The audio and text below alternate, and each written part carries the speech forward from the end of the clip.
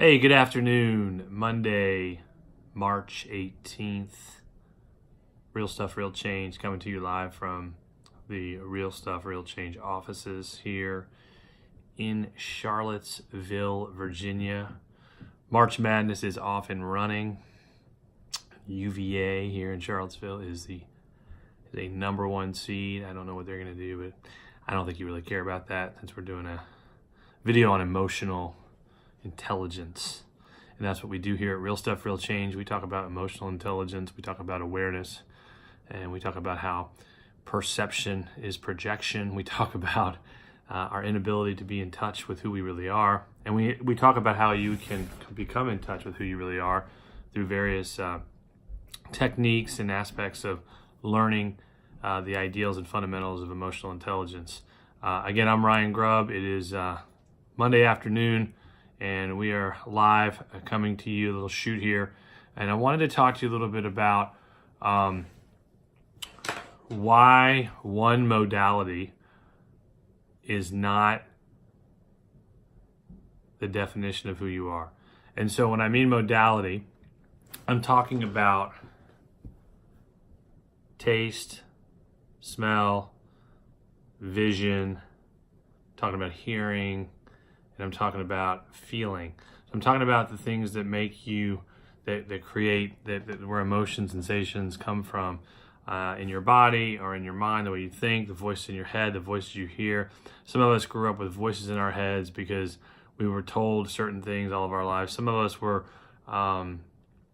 lived around people that were just feelers, and that's kinesthetic, where everything that happened was reactionary to a feeling. Well, I feel this, that must be right, or I feel that, so that must be the same thing. And that's just, that's kinesthetic. Some people hear things, they hear things. Some people view things, and they become the imprint of their life. They see abuse, and they see all kinds of things that happen in their life. They see people being sick, and then they stay sick, things of that nature. So one modality does not define you. And so you might ask, what does that mean? Well, most of us have a very strong primary modality. Some of us are very visual. And so we think, well, that's how we learn. We're visual, or we hear things. So that's how we roll, or we feel things, or, we might taste or smell things. And that's kind of how we kind of get through life. And that's how we kind of function. And so while that probably is true, one of those is your main one, mine being feely, kinesthetic. It doesn't necessarily mean that that's the only one that you have that is strong or is even a valuable thing. We actually have all of them.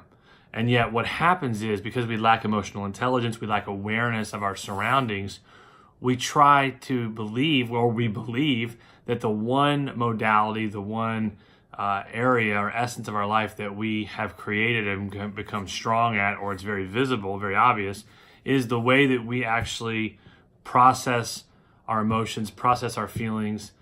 That's the only way we can do it. And we really don't say those words, that this is the only way we can do it, but we actually, in action, that's what we do. Take, for example, someone you meet and you start talking to them and they go, well, I don't really feel it. It's not really there. I don't feel it. And so anytime something doesn't go right, if they don't feel it, they don't have that intuition of feeling, that means it's not valid. And they should be upset, or life isn't what they thought it was, so they get depressed or they get anxious. They become unable to extend the modalities that have been given to them in their creation. And so, for example, someone who feels a lot becomes very emotionally disconnected. They become very deceived by the surrounding world. They may become narcissistic, or they may become entitled and demanding. And when things don't kind of fall right in place, they don't feel like things are going the right way, they pull back, or they get angry, or they become emotionally dysfunctional at a higher level. And so for you feelers out there, something I want you to think about, and I'm sure there's other people out there that are visual and they're kinesthetic, they're visual and they're hearing, but I want you to imagine that you take the visual portion, you start to become you put a visual component into your life, meaning when you feel that type of pressure, and really sometimes those things aren't even real, most of the time they're not. I'm imagining you taking a step back and being able to visualize a situation and make up a positive association that can actually offset those feelings, which are really not true. We're creating almost something that's not real, and we're making it part of who we are.